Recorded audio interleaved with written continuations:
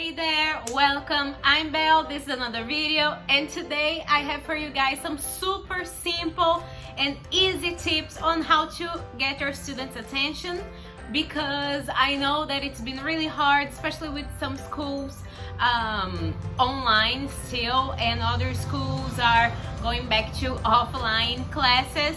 So these tips, they work for both situations. So yeah, they're really simple, and I just wanted to share them with you guys because it's something that you guys constantly ask me in the comment section. So yeah, but before we do that, please make sure to subscribe to my channel. I put a new video every single Friday and another video throughout the week, so don't forget to click the bell so you receive a notification every time I post a video. Without further ado, let's go right into the video. Alright, so my tip number one is going to be use visuals. I know it sounds really simple because it is that simple. Because when you use visuals, you grab their attention. Personally, I've always been a very visual student when I was a student. So every time there was something like a big picture, a lot of colors on the board, or a lot of colors in the classroom, that would grab my attention. And I feel like a lot of students are a lot like me, and they're very visual people. So that's something that I always do. My class is constantly filled with posters and a lot of colorful elements, because that grabs the students' attention, and that's something that you should definitely keep in mind. And this is not only for kids, this is for adults too. I find that a lot of adults, they are really visual. So what I do is when they're learning some like difficult topic, I usually write like bits and pieces of the explanation or examples on a piece of paper, just things that are going to help them, and I put them on the walls, like in the classroom, and so that they can see that and feel more confident throughout the lesson to participate. So that's something that I really enjoy doing. Posters in general, so don't feel like posters is something that can only be done for children. You can do them for adults too. So that's tip number one, visuals. Now let's go to tip number two. My tip number two would definitely be music. And if you teach children, you know how important it is to have music, because they can dictate your routine. The students, they respond to it, they have fun with it, and the whole point of grabbing your students' attention is so that they can have fun. So this is a fun element, and it works really well. I have a lot of videos on songs for kids, but one thing that I want to add to that is don't use music only with children. Teenagers and adults, they miss music. They miss it a lot, because when I teach a group of teenagers or adults, they constantly ask me for music, and whenever I bring music to class, they feel so excited, and I feel like that's a great thing to do for them to have fun, and it grabs their attention. So if you're working on like some grammar or something, for example, something that I love to do is you know that song Bruno Mars, it's called When I Was Your Man. I know it's a little old now, but something that I love to do with that song, just an example here with teens and adults, is I hand them the lyrics of the songs, and they have to spot the incorrect verbs, because some verbs in that song, they're supposed to be in the past participle and they are in the past simple. So they have to change a verb and spot the mistakes in the song, basically, and also sing and have fun too, because I mean that's the fun element once again. My third tip would definitely be always have an unexpected element in your classes. I mean, it doesn't have to be something crazy. It doesn't have to be something out of this world. I've worked with teachers who always think that in order to call their students' attention, they have to bring something like from Mars or something, and that's not true. Especially children, not only children, but I mean, children are so easy to please. I feel like teenagers are harder for me, but adults, they are simple people too. So you can definitely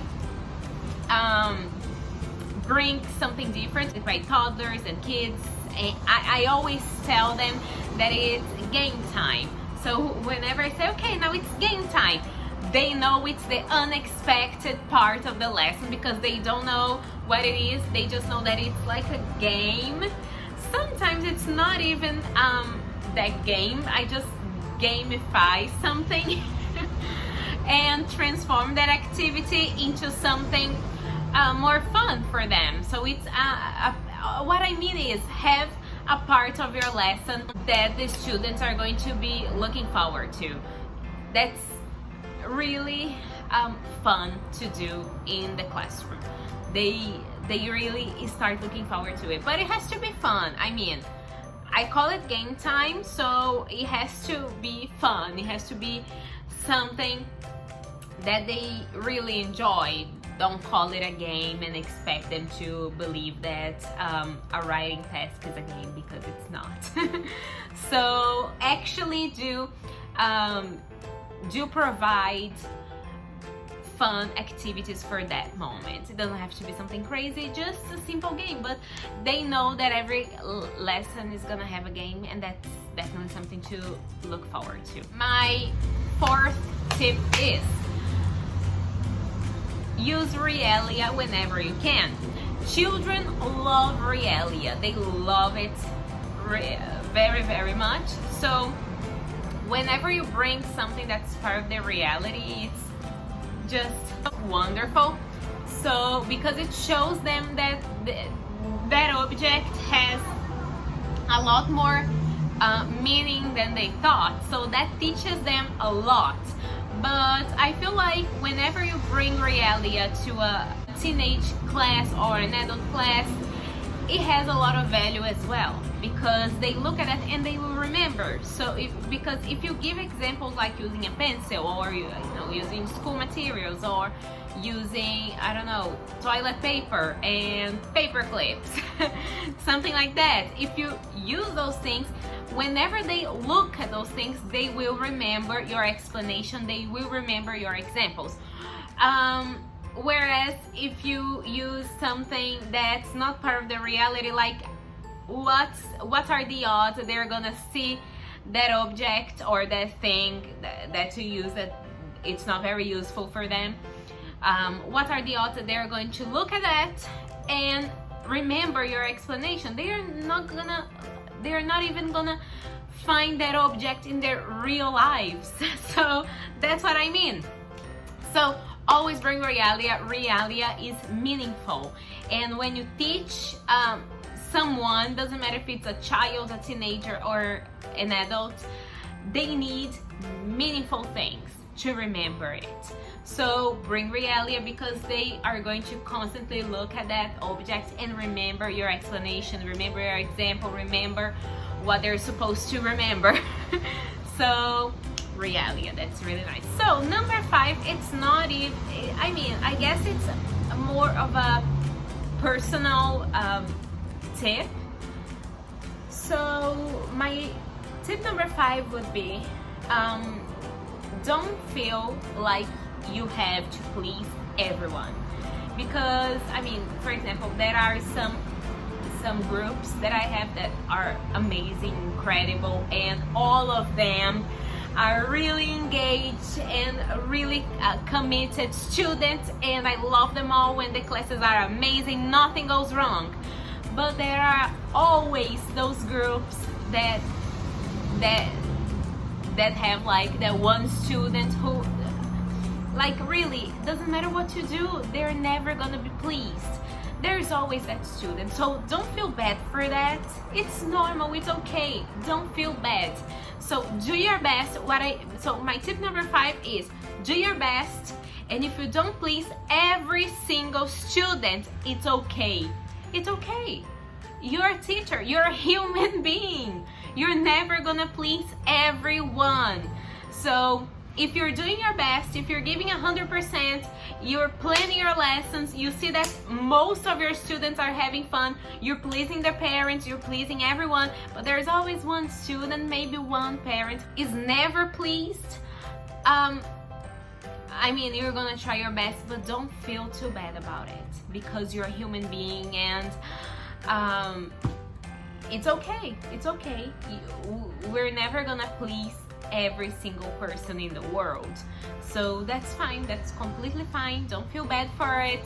And yeah, that's my tip number 5, because I feel like sometimes I need to hear that, so I feel like maybe if I say it out loud, it would be great advice for myself too. So yeah, these are my 5 tips. So thank you guys so much for watching this video. Please make sure to subscribe to my channel. I put a new video every single Friday and another video throughout the week, so click the bell so you receive a notification every time I post a video. And also don't forget, please don't forget to tell me in the comments below if you have other tips to get your students' attention, because I would love to hear your tips, and also tell me your favorite tip. So thank you guys so much for watching, and I see you soon for a brand new video. Bye!